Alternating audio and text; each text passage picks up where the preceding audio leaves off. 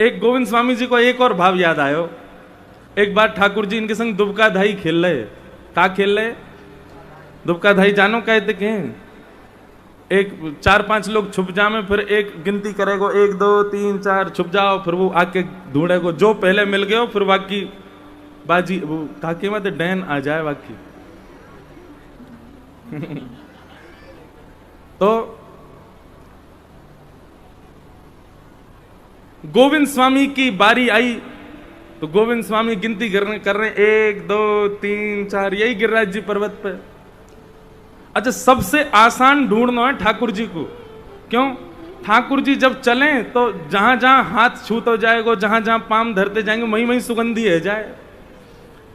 10 तक गिनती गिन करके गोविंदास जी सोई महाराज वो तो ढूंढे थोड़े ही है, सूंघे कहां से सुगंधी आ रही है, जहां की तरफ सुगंधी दिखाई दे। और ठाकुर जी के चरणन से कुमकुम निकले, ठाकुर जी के चरणन से केसर जैसो चंदन जैसो अंकित है जाए जहां जहां ठाकुर जी चरण धरे। सो गोविंदास जी तो ढूंढते धाड़ते पहुंच जाए, पेड़ के ऊपर बैठे, वो बैठो लाला, लाला पकड़ लियो, जाओ अब गिनती करो। ठाकुर जी उतर करके आए, बोले गोविंदा जी तेरी बात सही ना है, मैं सब जानू, तू है का मेरे इत्र की सुगंधी और मेरे पामन के चंदन की चिन्ह देख के आ जाए पीछे पीछे। ठाकुर जी अब नाटक मत करो, जल्दी जाओ गिनती करो, हम छुप रहे हैं। सो ठाकुर जी गिनती कर रहे हैं, 1 2 3 4 5 10 तक गिनती करी ठाकुर जी ने। और 10 तक गिनती करने के बाद ठाकुर जी बोले अब कौन रो भैया? ये ठाकुर जी रो रहे हैं। बोले तू काय को मेरी पोल खोल लो भैया। ठाकुर जी ने 10 तक गिनती करी और जैसे ही 10 की गिनती पूरी भई सो ठाकुर जी मनो विचार करने लगे, ऐसी टीक दोपहरी है रही है, इतनी जोर से धूप पड़ रही है, अब जो गोविंदा मोए ढूंढे ना मिलेगो, मैं कितना ढूंढ लूं, ऐसा छुपा होगा मिलेगो ही ना। अब या को ढूंढवे जाऊंगो, पसीना पसीना है जाऊंगो, बहुत श्रम लगेगा, या दुबकन दो, मैं तो जाके सो रहा हूं मंदिर में। और ठाकुर जी गए और अपनी सेज पे जाके पड़ गए, सो गए।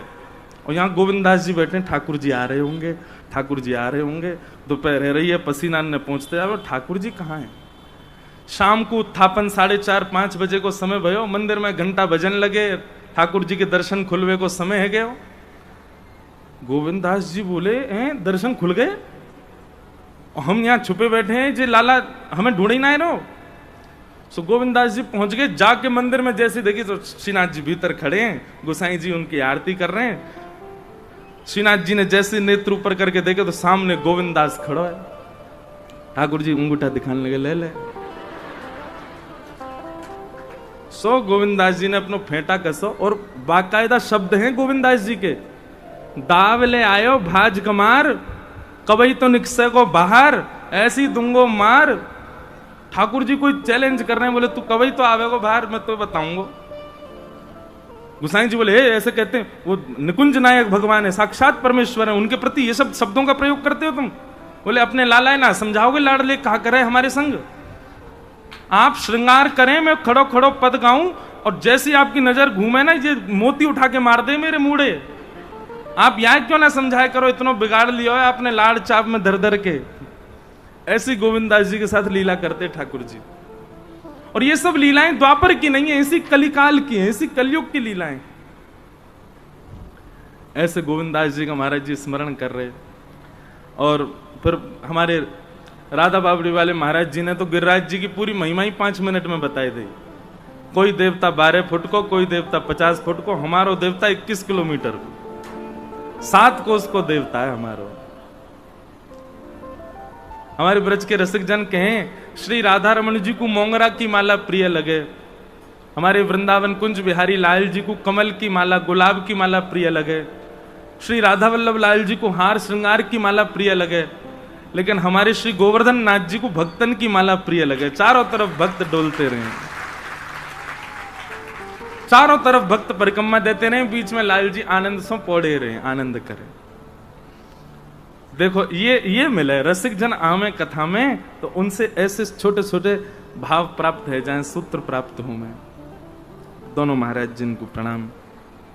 आज हमारे मध्य जिन्होंने ठाकुर जी को खूब रिझाया अपनी वाणी से, और आज भी श्री राधा रमन लाल जी के मधुर भावों को गा करके श्री राधा रमण जी को आनंदित कर देते हैं।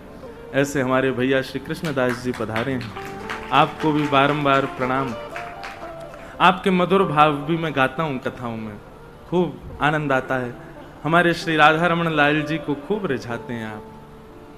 बंधुओं, ये निश्चित ही हमारे चित्र विचित्र महाराज जी, हमारी पूनम दीदी, भैया कृष्णदास जी, ये लोग निश्चित ही पूर्व जन्म के कोई अनन्य भक्त ही हैं ठाकुर जी के।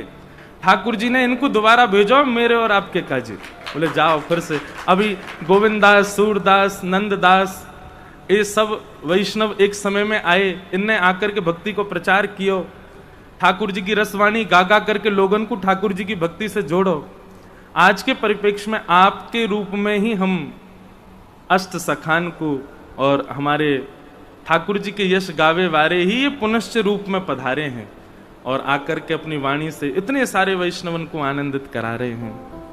आप सबन की वाणी की सेवा को हम प्रणाम करें। तो आज ऐसे रसिक जन सब पधारे, सबको बारंबार वंदन।